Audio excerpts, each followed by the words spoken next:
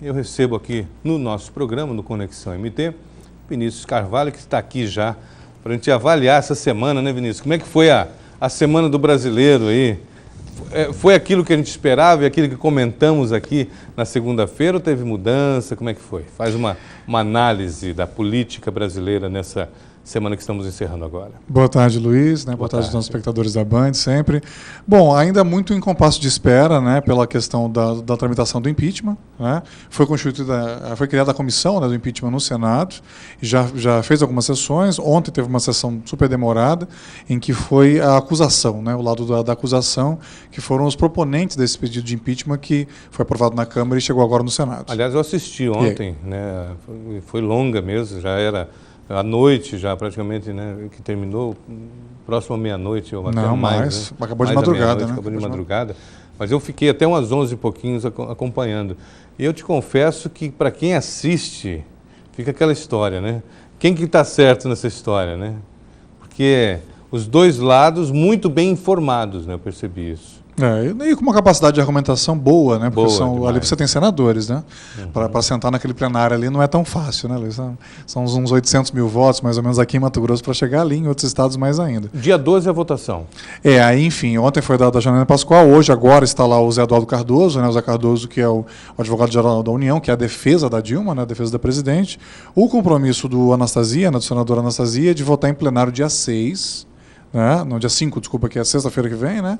E de votar na comissão dia 5 e no plenário dia 11. Dia 11. Então, votando em plenário, se realmente obtiver maioria simples, aí a Dilma já está afastada. Já no dia 11? Já no dia 11, exatamente. Agora, qual que é o próximo passo aí? Essas sessões, elas continuam mesmo ao longo do fim de semana ou elas param hoje? Podem continuar no final de semana, se a deliberação for nesse sentido, né?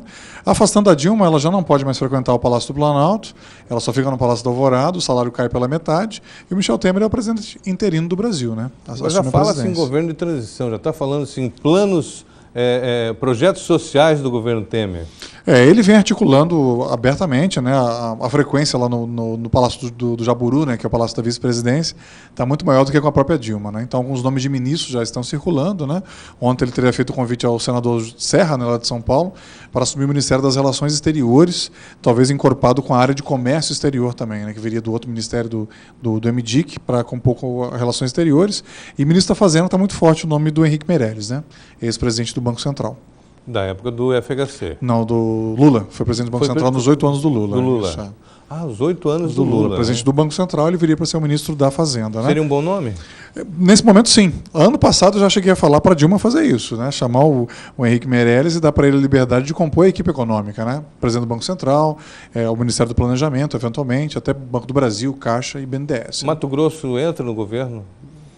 Pouco provável. Tem alguns comentários em relação ao PMDB, né? O PMDB de Mato Grosso é bastante influente a nível nacional.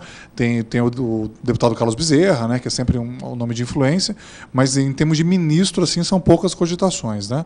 Mas o Estado já tem alguns cargos assim no segundo escalão, como por exemplo no Ministério da Saúde, né? Que hoje é o Ministério do PMDB, né? Mas para fim de ministério não tem nenhum nome circulando, não. E Mato Grosso? Tudo parado? No Mato Grosso o governador fez essa viagem, né? Da integração aí para os países andinos, Bolívia, Chile e Peru, né? Não só ele como a equipe toda voltou com uma impressão muito positiva, Luiz, do que eles viram lá, né? E aí o objetivo agora é estreitar os laços de integração com o chamado Zicosur, né? Que é uma zona de integração do centro-oeste da América do Sul, né? Olhando o centro-oeste não só do Brasil, mas da América do Sul como um todo. Vinícius, muito obrigado pela tua presença hoje aqui. A semana foi tranquila, né? Se a gente for analisar, foi uma semana até bem parada. Não sei, o frio? Foi o frio? Também. Foi um frio que passou pela minha vida? Mas o impeachment está deixando tudo assim meio suspenso, porque a situação econômica está muito complicada, Luiz. A gente conversava agora na segunda-feira, né? Ou foi sexta-feira da semana passada. Vamos começar um novo momento aqui, até das participações do Vinícius no programa, que a gente gostaria que as pessoas mandassem, né, questionamentos, e isso pode ser feito de uma maneira muito simples e fácil através do BandZap. Então, se você tem alguma pergunta, algum assunto na área política que você gostaria que a gente tratasse aqui, mande o seu bandzap, né, para que a gente consiga, né, esmiuçar. E o que nós podemos fazer, Luiz, é na segunda-feira lançar um tema. O tema dessa semana é educação, é saúde, é mobilidade urbana. Aí, ao longo da semana toda eles vão mandando e na sexta eu respondo. Também tem muita coisa para a gente conversar. Uma outra dinâmica aí. As pessoas precisam participar mais, não sei se tu concorda, da vida política do país. Claro. Que participam muito pouco, alguns não participam nem no dia da eleição.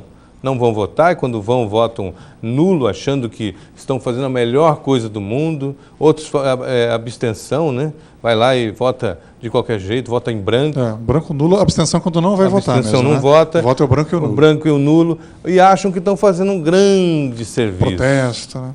Não estão, né? É verdade. Alguém vai ganhar a eleição. Muito pelo contrário. Se você não faz política, alguém faz por você. Não tenha dúvida disso. E discutir política é um processo. Com certeza. E poder está em tudo, né? É que as pessoas veem a política como uma coisa muito distante, muito palaciana, né? Como se ela acontecesse. É a tradição. Qual a explicação?